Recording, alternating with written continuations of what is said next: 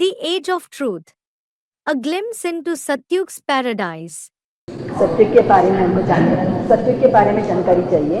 सत्य के बारे में जानकारी चाहिए। सतो प्रधान आत्माएं होती है मां। A student said something. I want to know about the golden age. You want to know about the golden age? There are Sato Pradhan souls there. बहुत अच्छे अच्छे रहेंगे।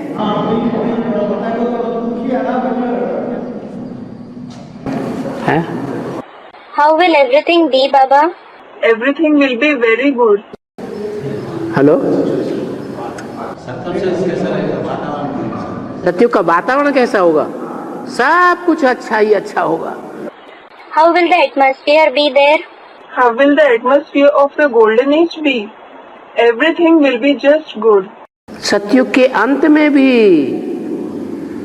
जाकर के 8वां हिस्सा थोड़ी कमी आ जाएगी। In the end of the golden age, in the 8th part, there will be a little shortcoming. बाकी सारा सत्युग आनंद ही आनंद, आनंद ही आनंद, सुख ही सुख। The rest of the golden age will be full of joy. There will be happiness and only happiness. सभी इंद्रियां सुंदर होंगी, सभी इंद्रियां सुखमय होंगी। वहां क्षणभंगुर सुख नहीं होगा इंद्रियों का। All the indriya will be beautiful. Indriya, parts of the body used to perform actions and the sense organs. They will be joy-giving. There won't be the short-lived happiness of the indriya. लगातार 24 घंटे का सुख होगा। There will be joy for continuous 24 hours. वहां नींद भी नहीं आएगी, इतना सुख होगा, इतनी खुशी होगी। You will not even feel sleepy. There will be so much happiness.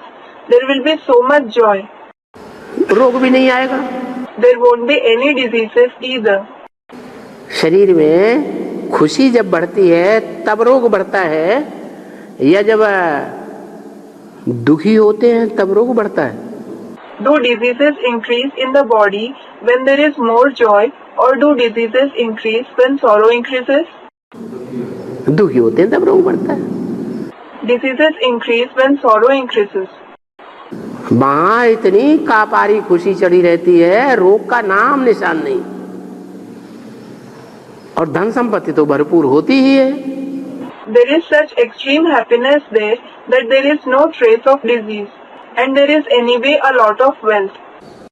सत्युग की आदि में सारी दुनिया जब भस्म होगी, सारी पृथ्वी पर जलमयी जलमयी होगी, तब सिर्फ भारतवर्ष बचेगा। Before the golden age, when the entire world will be burned to ashes, when there will be flood all over the world, then only Bharat will survive. तो समंदर का किनारा कहाँ है? So, where is the seashore? कौन से देश में? In which country? भारत में। और सब देश तो डूब गए। In Bharat. The other countries drowned. तो जितने भी समंदर के हीरे, मोती, माणिक, वो कहाँ आकर के इकट्ठे होंगे? So where will all the diamonds, pearls, rubies of the ocean accumulate? हैं? समंदर के किनारे आकर इकट्ठे हो जाएंगे। They will come and accumulate at the shore. और जितना भी लोग मरेंगे, जानवर मरेंगे, मछलियां मरेंगी, जीव जंतु सागर के, हवा के, पृथ्वी के मरेंगे, उनके शरीरों की जो खाद बनेगी, सड़ान, वो खाद भी कहाँ आकर के इकट्ठी होगी? And all the people, animals, fishes, the flying, terrestrial and aquatic creatures that die, the manure that will be formed of their dead bodies, where will that manure accumulate? है? अरे, जहाँ किनारा होगा वहाँ खाद सारी इकट्ठी हो जाएगी। अरे, all the manure will accumulate at the place where there is the shore. तो खाद वाली, सात्विक खाद वाली मिट्टी होगी। So there will be soil with pure manure. अनाज को भी जिसमें गर्मी भरी हुई होती है, उसको ठंडा और सात्विक कैसे बनाते हैं?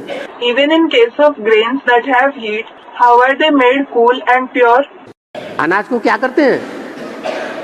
पानी में भिगोते हैं। What do they do to the grains? They soak it in water. पानी में गेहूं या अनाज भिगोने से उसकी गर्मी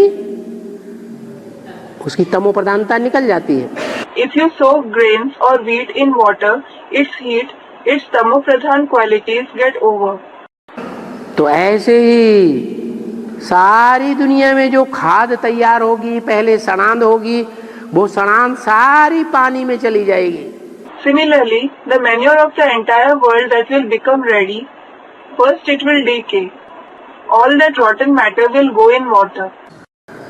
सारा नमक चला जाएगा पानी में, और जो सात्विक खाद बचेगी वो इंडिया के किनारे आकर के जमा हो जाएगी।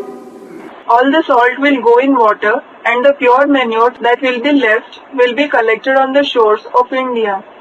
तो बिना पैदा किए हुए ढेर सारा अन्न, ढेर सारे फल, ढेर सारी चीजें पैदा होंगी। So a lot of food, a lot of fruits, a lot of things will grow automatically.